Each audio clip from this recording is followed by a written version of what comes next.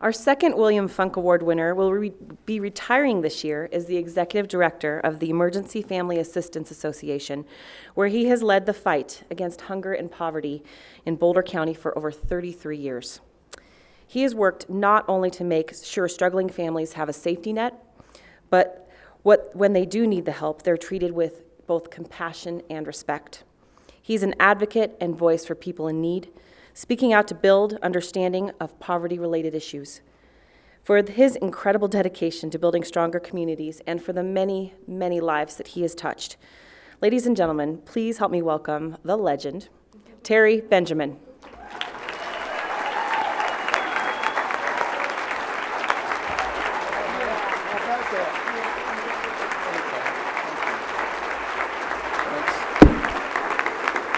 Thank you.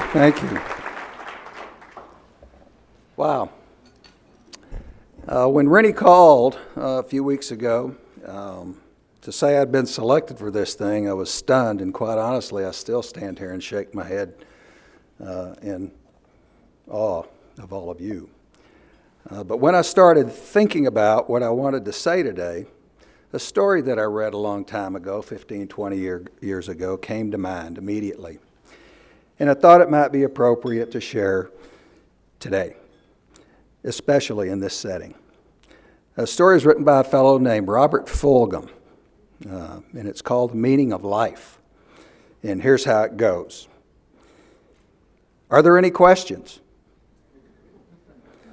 An offer that comes at the end of a lecture or long meeting, usually said when everyone is overdosed with information and no time is left anyway. Sure, there are questions. Can we leave yet? Or what the heck was this meeting for anyway? Sometimes, if there is a little time left, in silence and response, I ask the most important question of all. What's the meaning of life? You never know. And I'd hate to miss it because I was too socially inhibited to ask. When I do ask, people usually laugh and get up, get their stuff, and get ready to go. There was only one time I got a meaningful answer after I asked this question, and the answer is with me still. I was a younger man studying Greek culture one summer at an institute on the island of Crete. This institute was dedicated to peace and to deepening human understanding. The location was important because Crete was a scene of horrific bloodshed during World War II. As Crete was being invaded by Nazi paratroopers, the islanders, mostly peasants, fought back even though they had only the simplest weapons. Once subdued, whole villages, men, women, and children were lined up and shot. At the end, hate was the only weapon these Cretans had. Crete was a site a Greek philosopher and teacher named Alexander Papadreos chose to locate his institute because at war's end he came to believe that the Cretans and Germans had much to learn from each other. If they could forgive each other and create a constructive relationship, then anybody could. Papadreos succeeded, the institute became world-renowned, and he became a living legend. At the last session of the 2-week seminar, Papadreos rose from his chair at the front of the room, stood in the light of an open window through which streamed the bright Greek sunlight, and made the ritual gesture. Are there any questions? Quiet quilted the room. No questions? As he swept the room with his eyes. So I asked, Dr. Papadreos, what is the meaning of life? The usual laughter followed, and people started to gather up their things to go. Papadreos held up his hand, looked into my eyes, and seeing that I was serious, said, I will answer your question. Taking his wallet out, he fished into it and brought out a round mirror about the size of a quarter. The story he told went something like this. During the war, when I was a child, we lived in a poor village on this island. One day, I found broken pieces of a mirror from a German motorcycle that had crashed. I tried to find all the pieces and put them together, but it was not possible. So I kept the largest piece, this one. By scratching it on a stone, I made it round, and I began to play with it and became fascinated that I could reflect light into deep holes and dark crevices, places where the sun would never shine. As I became an adult, I grew to understand that this was not just a child's game, but a metaphor for what I might do with my life.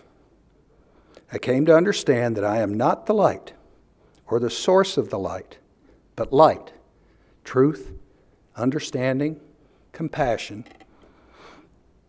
is there, and it will only shine if I reflect it.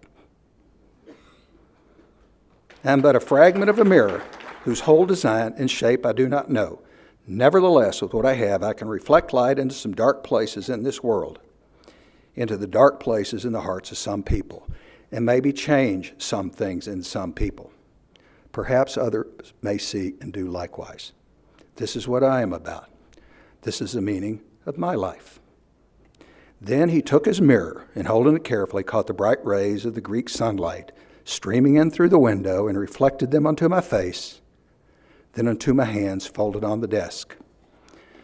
Much of what I learned about Greek culture and history that summer is gone from memory, but in the wallet of my mind I carry a small, round mirror still. Are there any questions? I wanted to share this story today because this gathering, it really marks the one time each year Colorado's nonprofit sector comes together to celebrate our collective efforts to make our communities and Colorado a little better. Every individual here and every organization represented is infused with a mission that in some ways reflects light in dark places. Whether you're a foundation, government partner, or nonprofit working directly with our customers or clients, the tie that binds all of us together are our efforts to make some difference in some people and maybe encourage others to do likewise. In a sense, that is the light that guides our collective way. My career has been blessed by many people who reflected their light on me as I moved along my pathway.